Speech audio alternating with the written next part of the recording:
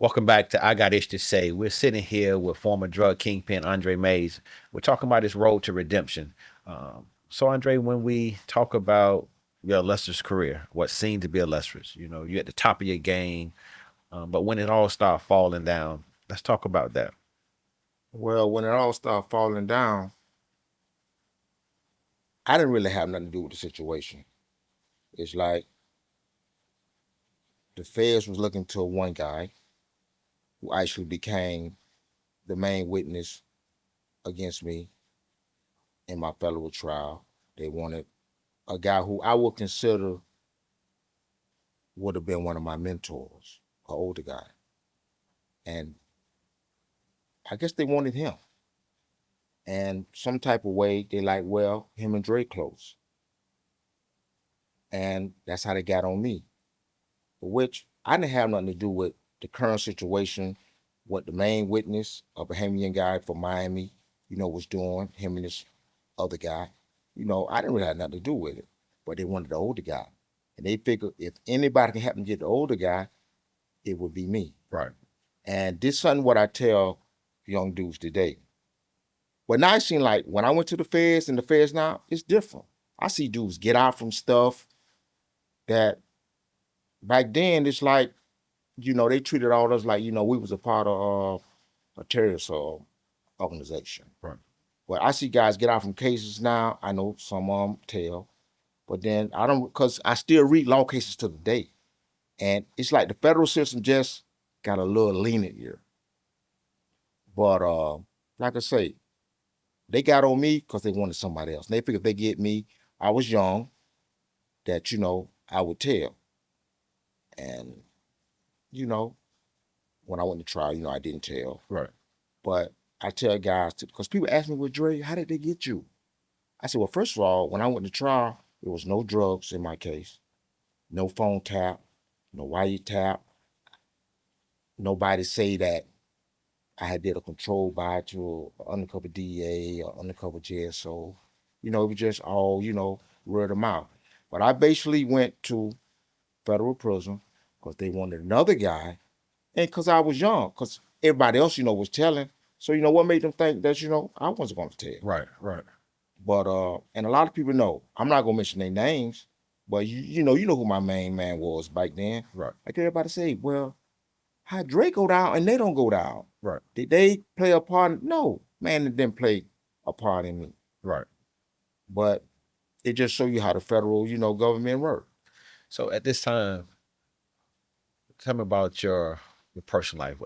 Were there a fiance, with a wife, or a main girlfriend, with the children?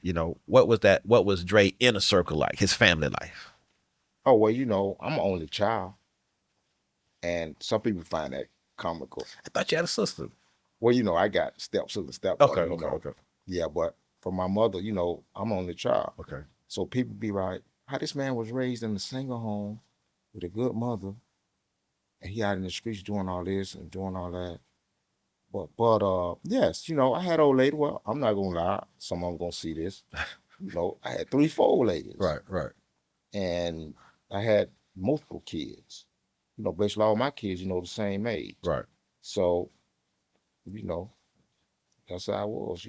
So having the kids, and because you wasn't married to one woman, having the kids, did you ever say to yourself, what I'm doing might separate me from my kids, or the fact that you could do for your kids the way you could do made you go even harder? Both. A little bit of both. Yes. Here's both. Both. That's why now, after having did 18 and a half years in federal prison, that's why I say I would never, I would never do anything to be taken away. At 55, I got an 8-year-old. Right. I got like 22 grandkids. And the majority of them, we are extremely close. They call me every day. Right. Every day. So that's why now I look back, come forward, I would never directly do anything to take me away from you. The day you got sentenced, what was going through your mind? What kind of emotion you was going through the day the judge passed judgment on you? Yeah, so basically, I never thought that I was gonna get found guilty because they didn't have nothing on me. No phone tap, no wire tap, uh, no control buys. But as years went on, I learned how the federal system worked. That don't mean nothing. Right. Because most time the jury gonna be all white. When I went to trial in 95, maybe I was 25. You got all white jury, same age my mother, clearly wasn't my peers, Right. clearly didn't come from our community. But them people, they been the blind. They like, this the federal government. So he had to do what they say that he did. Right. And then to have guys coming out sounding convincingly. And it's like, this is what I tell young guys too today.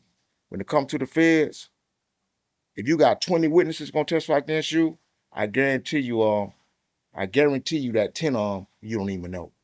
But that's how the feds work. And that was like with me. Guys came in there who I never had dealt drugs with. And, I was sentenced under the crack cocaine law, which was, 100 to 1, ratio.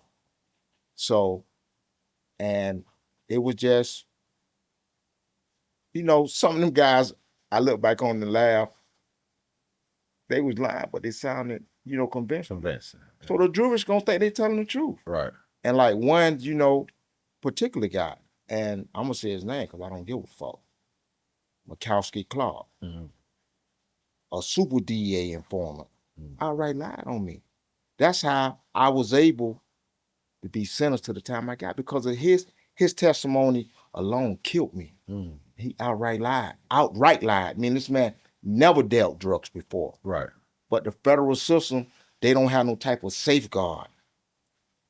You know what they say? Oh, we're gonna put it in front of the jury. And we're gonna let the jury decide. So, and then at the time, I had a black female prosecutor, Kimberly Selmore, and she was a gun-ho U.S. attorney. And I'm not against her for her job, but I feel like that it was by any means necessary. Right. Right. Especially when she found out I wasn't willing to cooperate. And I know she know a lot of dudes lied on me. All I'm saying, give me a fair fight. Right. Right. It ain't about being fair. Right. In the feds, it's about winning. And they're gonna do anything to win. Some prosecutors' cases, where prosecutors and DA agents done told witnesses to lie. Just to win a conviction.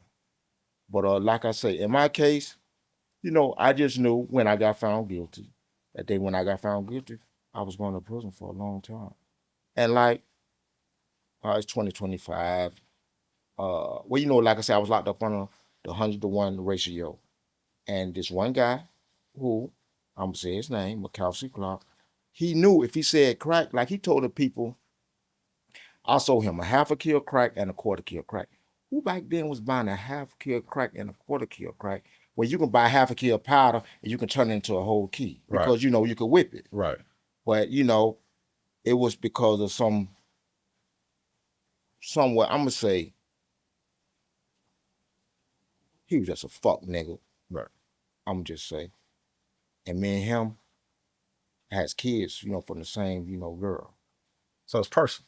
Oh yes. Yes, Personal. everybody knew it was personal. Personal. See, and that's why,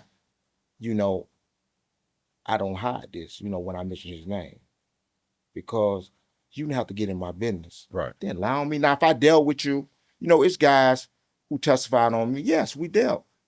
That's, as they say now, that's part of the game. Right. But what part of the game you gonna come in the courtroom and actually allow him to do? Take him away from his kids. Take him away from his family. It's interesting that you say that. It's part of the game. So you knew the risks in what you was doing, and you was willing to take the risk to continue to do what you was doing, knowing that this possibly could be your fate. Did you ever consider death might be your fate? Almost definitely. Yes. Have you ever been robbed? No, it been 2 attempts, but they ended in shootouts. Okay. Yeah. But even with that, understanding the risk, the money outweighed the risk to you? Almost definitely. But then, I always say back then, I used to ride motorcycles. But now I never ride a motorcycle because I value my life now. So Wow. looking back on it, I didn't value my life back Wow. then. That's you just said something major right there. Yeah. I had to pause on that one. You just said something major right there. You said, and I'm gonna repeat, you said back then you rode motorcycles, Right. but now you won't because you value your life. Right. So things you did in your youth, now that you have matured, you're just not even gonna do because the value you place on life itself is greater than it was then. Oh, most definitely. I used to have sex with 2, 3 women a day, raw, back then. So I wouldn't do that now. Definitely. Right. Definitely. Right. Definitely. Man. Trey, I need you to say that again. Because that was out of this whole interview, that was to me was the most powerful thing. You you was willing to take the risk of death, robbery, and prison because the value wasn't on your own life. Right. The money outweighed Almost the definitely. value. Day one in prison. How was that? Was it surreal or was you like, this shit ain't even true? Or day one, when the lights went out. For sure. The first federal prison I went to was USP Atlanta, a level 4 prison. I guess they would consider it as a MAYS, but extremely dangerous place. I'm saying, my first day there, all the homies already knew I was coming. Mm. Homies from Jacksonville, homies from, Miami, who I knew from the street. So, when I got there, they, you know, started schooling me, showing me the ropes. Because, I never been to the state. My first time going to prison was straight, the federal prison. And, I was young. So it's fair what everybody say is barbecues and picnics and staying in a hotel, or the conditions is not bad at all. Is it like No, that's not true. In the federal prison, probably more people get killed in federal prison than they do in state prison. okay? Because my first day on the compound in Atlanta, I remember RIP to him, Ernest Miles, T-Bass from off Merrill Avenue. When I get there, all the homies, oh, this Lil Dre. This Lil Dre, this the homies, Lil Dre. And probably the first 3 days I was there, shoot, the homie came and bought me a knife. He said, this how I go down there, homie. We all stick together. And this how I go down. If it go down, we all going down, we all going down as one. Right. We from Duval. We don't let nobody disrespect us. So, it's a place where I don't want to see none of my grandsons go. And me and my main partner were just talking last night. From when we was in federal prison to federal prison now, it done got more dangerous. So, like I say, I don't never want to see my grandsons have to experience that, because they might not be able to handle it how I would handle it, and they might not be able to go to the extent and standing up and, risking a life sentence. So, I just never want to see them, go through that. Did you ever fear? And we're gonna get into a little touchy subject, but did you ever fear having sons grow up and hearing the legend of Andre wanting to duplicate who the legend in the street was? Yes, I feel that. So from prison, how was your communication? How did you reach out, and how did you try to prevent that from happening? I don't want you to repeat who I was. Don't live up to the legend. Don't live up to this kingpin status I had. I want something different. So what was your conversation as we segue into a painful part right now? Sure, just making sure that, they did well in school, not, getting in trouble. And from in prison, you can only do so much. And, seeing them on visit, talking to them, because my mother made sure that I seen all my kids. Everywhere I've ever been in the federal system, I always had visits. So in a lot of ways, I was fortunate because my mother was with me 100%. So, just trying to be the best father, I could, from behind the wall, damn near, with a 40-year sentence. Was you able to leave a treasure chest behind for your family? No, I'm gonna be totally honest. Because I was dumb. I had the money, but I didn't really know what to do with it. And let me tell you this. When I was going to trial in 1995, I was in the Duval County Jail. Because, I had a case in Atlanta too. Okay. So when I finished that case in Atlanta, it brought me back, to Duval. And I had a Sally. I never forget his name. I say Sally because, that's jail talk. Right. But his name was Sean Ramlogan. He was Trinidadian, but he looked like an Arab. So one day he went out to wreck. And he came back in. He said, "Hey, Dre, guys on the wreck, y'all was talking about you." I'm like, "What? What did they say?" They say, "Oh, you in the cell with that dude Dre, the big time drug dealer." I said, "Oh, I was getting money. Everybody was getting money. I wasn't all that." Right. So he said, "Man, did you used to invest your money in the stock market?" Guess what I said? No. I said, "What's that?" Wow. He said, "Man, you don't know about the stock market? And you was a big drug dealer?" I said, "No, what's that?" Because he was, I think, a bank manager. He had stole some money down here in Jacksonville or something. So right then, I knew how dumb I was. And I said, when I get to prison, one of the first things I'm gonna learn about is investing in the stock market.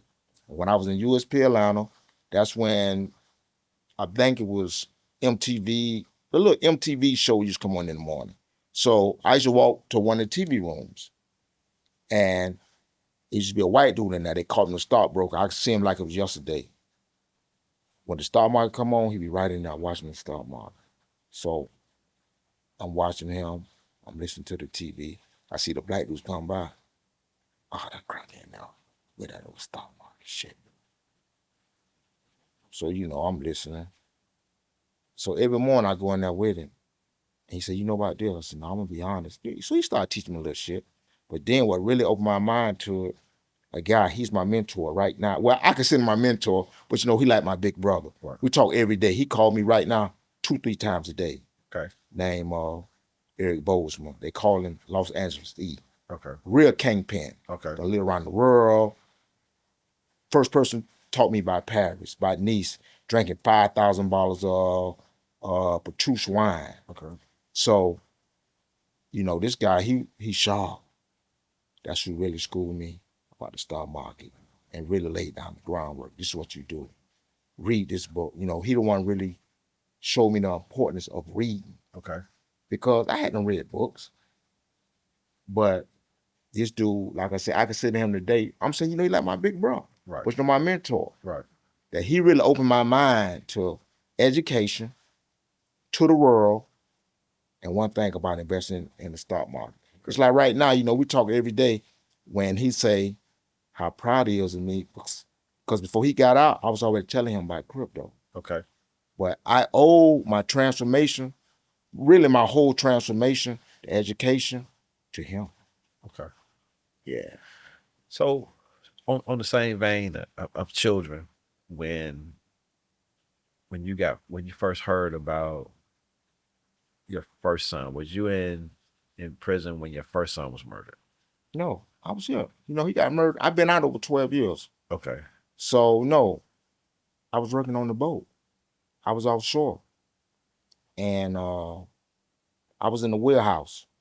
Me, Captain Anthony, black guy, who was the captain. We was offshore. And my oldest son, Lil Dre Jr., he called me. He said, "Pop, I might get emotional." He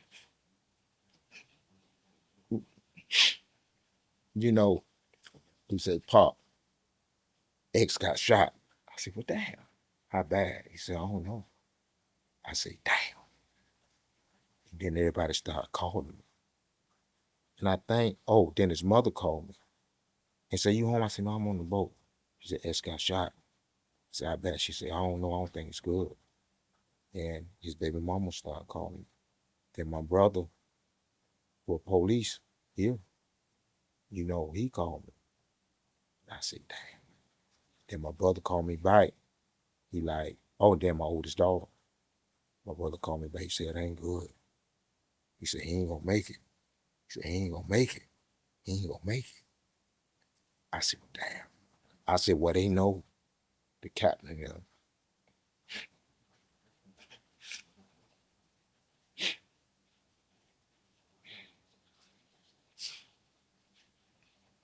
I said, well, the captain, you know. I say, they done called the office. They said they're gonna get me off tonight. And the job we was doing, they call it fast edit, where they just go up and down the ocean doing some type of tracking system. And it was a rap on line. It was a rap on board from Chevron. And they see I hadn't got emotion then when they say he wasn't gonna make it. And I respect this dude, older white man. He said, stop the job right now. He called his office. He said he getting off this boat tonight. And we was out in the middle of nowhere. So they had to find an oil rig, you know, to get me to. And they told me we're in the middle of nowhere. And man, the oil rig is miles. So they said, just head to the nearest oil rig. And a crew boat met us, and they lifted me off the boat. Yeah, so, but you know,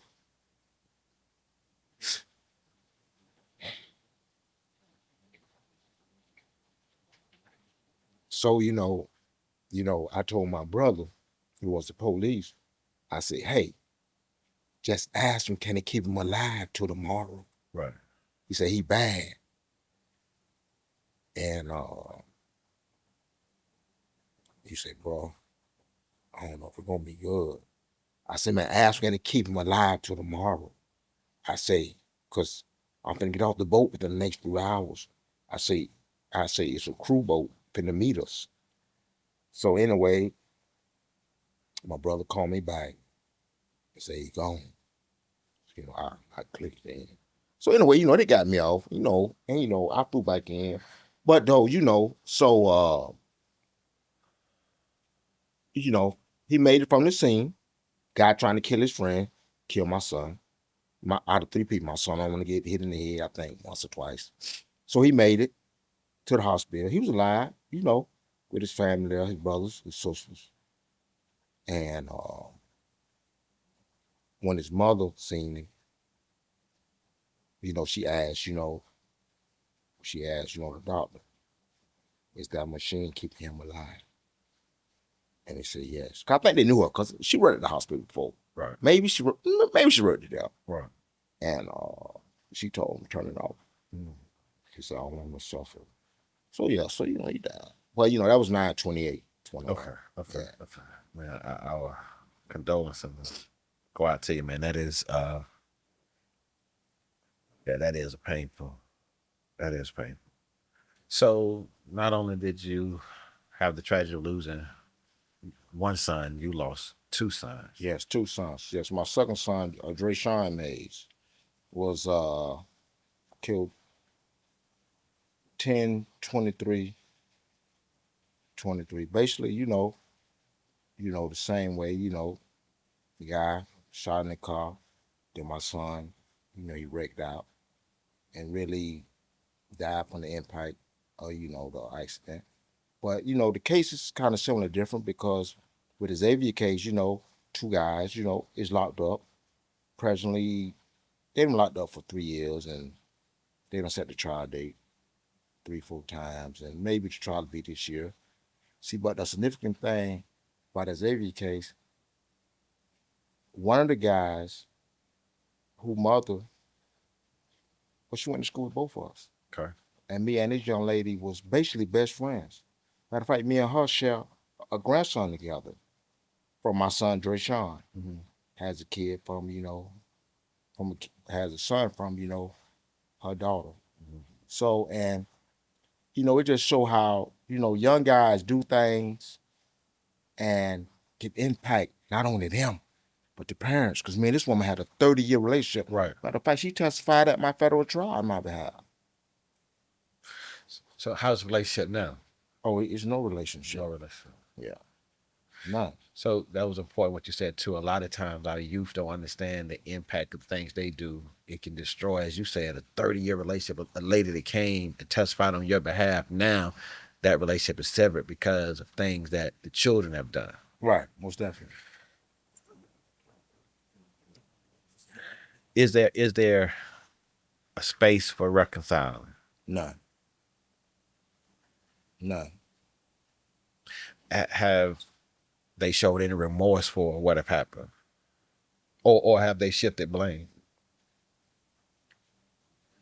I'm gonna say this. That's my issue with her. Because things were said. And now recently somebody told me that she admitted she was wrong. But, you know, I'm a Capricorn. So, and forgiveness is just not in me. Because certain things you should automatically know. If my sons would have killed anybody, first thing I'm gonna do is keep my mouth shut. Okay. Because I know what they can lead to. Mhm. And the problem with, I'm gonna say, black society now is, and this in a lot of cases, the murderer, parent, they play victim. How can you play victim when your son charged with, you know, the crime? And not just me. I'm saying I see numerous cases like this all the time. Right. I'm saying you mad because your son killed somebody. Maybe you know, you need to check, what was going on inside, your house. And this is what I tell people. In our community, nobody want to tell the next person that they wrong. Nobody. And that's a problem. Nobody want to tell the next person that they wrong. And that's why when people say blackness, come together, this and that, sometimes I say, man, that's a whole bunch of bullshit. Because nobody in the black community want to say, know what, you wrong. You wrong. You need to be checked. Hey, I don't know. I don't know if it that trickled down from slavery or what, I don't know. But that's a good point. And I want to ask a question, and it's not to demean anything that you said, but when you was at the height of your career Mm-hmm. and you making thousands of dollars, you said at one point you was making 5,000 now.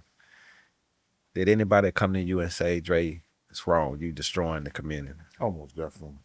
And when you heard that, what was your reply? And I ain't trying to hear that shit. Okay. Okay. So you're in prison now. And talk the ropes, what to do, what not to do, who to stick with, who not to stick with.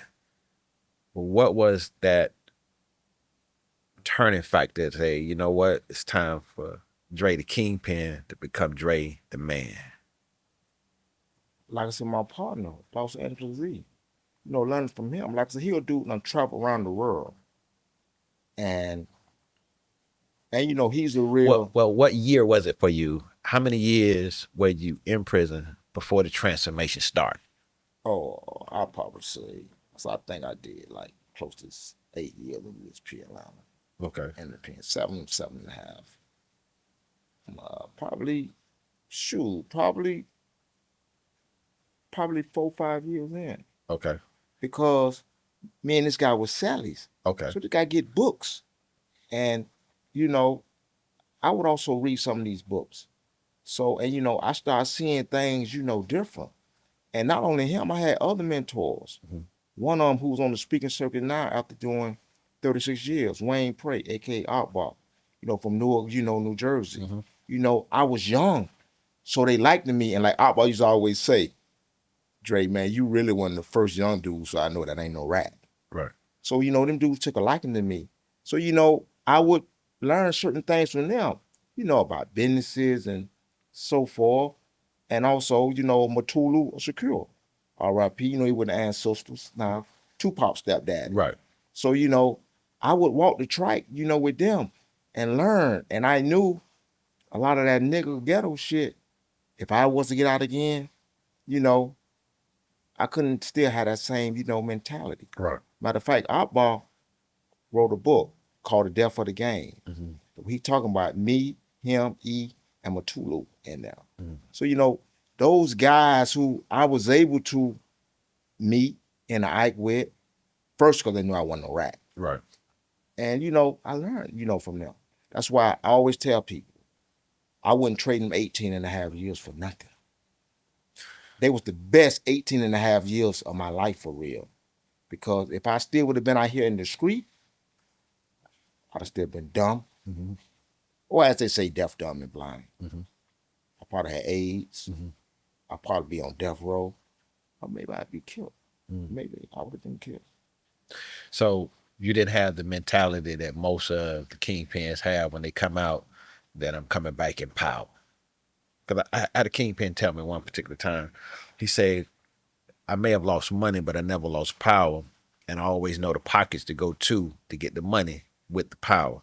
So your mentality coming out was never to restore Andre the Kingpin. Your mentality was, it's time for me to accept responsibility and be Andre the man, not just for myself, but for my family as well. Oh, most definitely. Because like I said, my mother was there 150% for me. Mm-hmm. So I always knew if I ever got out again, Mm-hmm. I had to change. Mm-hmm. And check this out. A few dudes, when I first got out, they say, boy, I know you got to connect. Mm. Like, nigga, I just did 18 years. The fuck you mean? You know I got to connect. Ah, man, you finna get out and work? Yeah, most definitely. I just went to trial for almost a month. 14, 15 dudes coming to half of them lying on me. They ain't have nothing on me. You think I'm finna give some more suckers another chance to get off on me like that? No, bro. I wrote 2, 3 jobs first. So, no. I didn't really want to have nothing else to do with the streets. Because I had to learn that street shit is first of all, it's a mistake. It ain't nothing about it that's real. Because the so-called street dudes are the most fakest niggas that it is. Most street dudes are rats. They don't stand on no morals. They don't stand on no principle. So why would I want to be a part of that again? Yes, I could have had 3, 4 connects. I used to have Colombians because they knew I wasn't no rat. Right, right. When you get out, blah, blah, blah, I would shine them off. But I'm going to be honest too. When I first got out, it wasn't easy. Mm-hmm. Trying to get on my feet. And I questioned myself. I said, damn, I made a mistake. I should have got that motherfucker. Mm. But then I would shake it, and just move on. But no, but I tell people, them 18 years I did, 18 and a half years I did, I wasn't trading for nothing in the world. So, because it shaped me for who I am, right. for who I am, today. So it's sort of like destiny or fate place you in that circle of men that you was around to really, really grow you. Almost definitely. Because if it had not been for those mentors and that shaping, that's right, those conversations, you probably would have came back and say, I'm gonna do it bigger than I did it before. For sure. And that could have been done. And like I say, I was out before, my partner, who I'm gonna say E. I was out before Outbar because Outbar, just got out. Mm-hmm. And another guy who I consider as a mentor named Peter, he the one who the book, The Coldest Winter Ever, was based off of. So, I got mad love for them dudes because honestly, them dudes in their 70s, except my partner E. He like 61. Okay.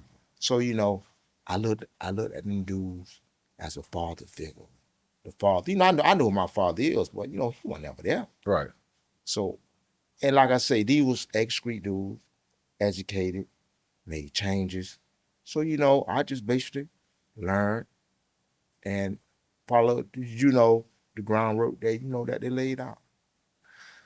So have you ever thought about, okay, what's the next phase for Dre?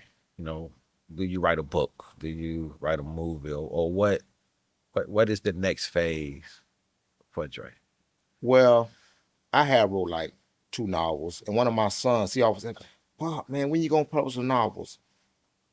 dealing with everyday life, working, focus on getting money, being a father, not being a father slash grandfather, the kids that my sons left off. Like, my son Xavier had 5 daughters. From the age of Pat was like 3 months old, when he got killed. So, being a father slash grandfather, and I'm still working. I don't really have the time that I should dedicate to my writing. But I was just saying last night that I'm probably gonna give myself another 2.5 years working offshore, and then that's gonna be my life, that's writing. But I got a movie script wrote and everything. So, but like I said, I don't put the time in it to really get it out there like I should. And numerous people done asked me about writing a book about my life story. So, and that's another thing that I said this year that, I'm gonna get on. When you look at your life as a whole, what is your main regret? Main regret is getting in the streets. It's selling drugs. That's why now I tell guys, and it be funny to them, I say, selling drugs is for dummies. Well, I'm gonna say when you know better. I'm saying, you can't expect a person to read a book who never been taught to read. But when you know better, when you know what the game bring, I'm saying, why would you want to indulge in the game? We talked about prior to going live, we talked about, as you said it then, that you'll never trade those 18 years for anything.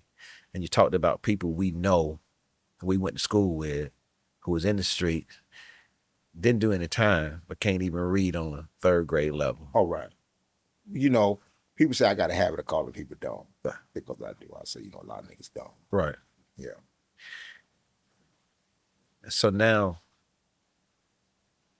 because a lot of people, and you're saying so many key things, a lot of people, they glorify this drug life. They glorify the things that they perceive this drug life give them. But from a kingpin at 16 years old, $200,000, $300,000 saved up and driving these fancy cars, you can say to them that that's not the route you want to go. Why? Because it don't have no longevity in it. And it's like you playing chess. Me and you playing chess, but I'm cheating. But you don't know I'm cheating. Right. But you can say, man, why I can't win? But I'm cheating. I done been taught how to cheat. Right. You say, damn, I know he ain't cheating, I can't, but I'm cheating. It's no win. Street life is no win.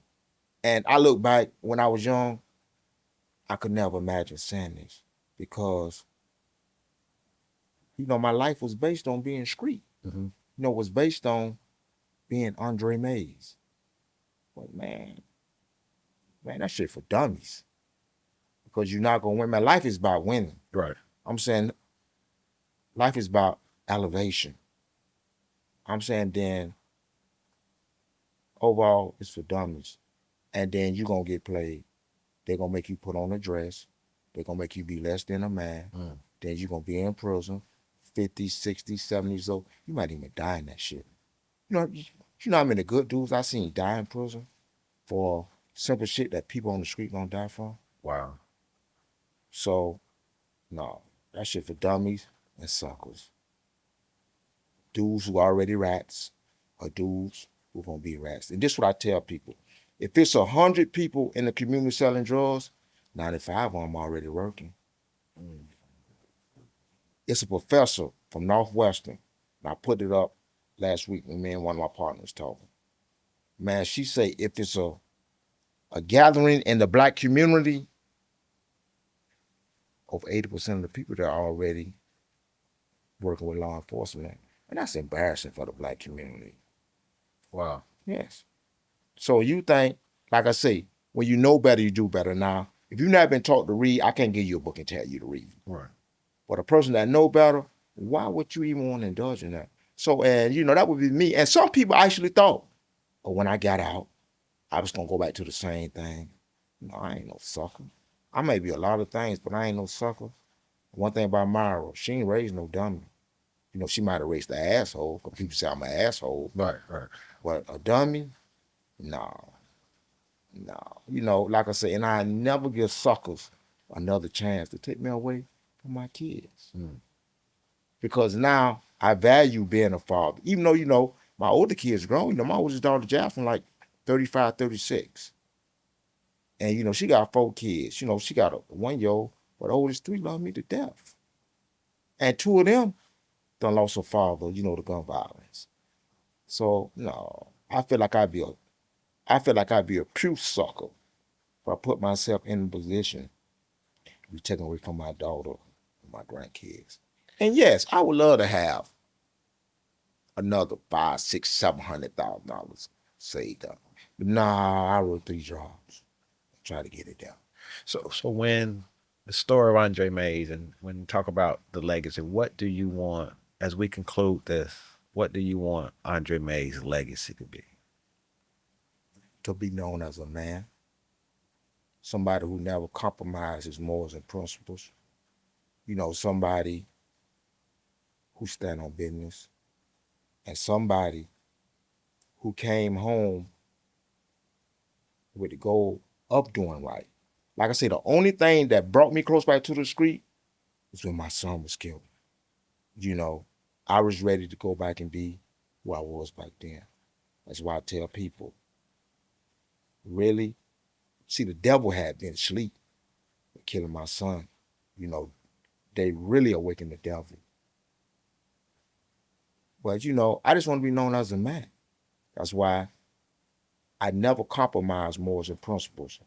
And protecting my name as a man, Andre Mays, I don't really see nothing more important than that. And, you know, to lay down the foundation for my 8-year-old daughter, my grandkids. That's why I move a certain way. I don't put myself out there. I don't go certain places because it's like when my son got killed. I had dudes calling me from prison, state and fed. Don't come back. Don't come back to prison. I know you want to swing the block.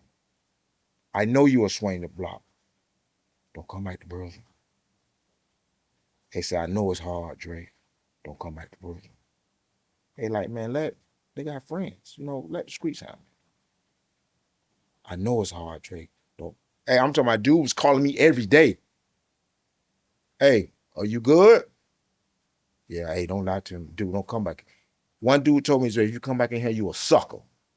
I said, man, it killed my boy. He said, man, let the streets happen. So, you know, that was the love from older dudes. Right, right. You know, keeping me, you know, in check. Yeah, but you know, like I say, it's not more than me now to laying down a foundation for my 8-year-old and my grandkids. So the road to redemption is a road that you have to choose every day. Oh, most definitely. I'm saying life for me is like playing the perfect chess game. One wrong move, it can all be over. Wow. Yeah. Man, you know, Dre, I appreciate you, man, for sure. one, pushing me, Yeah. and 2, you know, not taking our friendship lightly to say I'm gonna go tell my story on Peanuts podcast. Right. Today I was enlightened. I was encouraged. This was a conversation that's gonna impact young men because they need to hear the story. You know, sometimes people stand in front of these groups and they don't even know what these kids are faced with. But you've been there. Right. You lived it.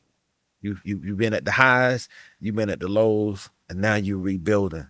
So this conversation right here is going to be very impactful, encouraging, and it's going to give some direction to a young man who think that they want to be the next Andre Mays Kingpin. But then after they hear you talk, they're going to be Andre Mays, the man who rebuilt his life from nothing. Right. And showing them what true success is. So, man, I appreciate you for coming on today. Appreciate you for telling your story. For sure. And I look forward to having more conversation. I want to talk when this book come out. I want to come bring you back, and we're going to talk about the book, man. But I appreciate you. For sure. And thank you. Thank you for joining in. I Got Ish to Say. I told you it's going to be powerful. It's going to be impactful. It's gonna be controversial. Tune in for the next episode. I got issues to say with Alphonso McClendon. Thank you.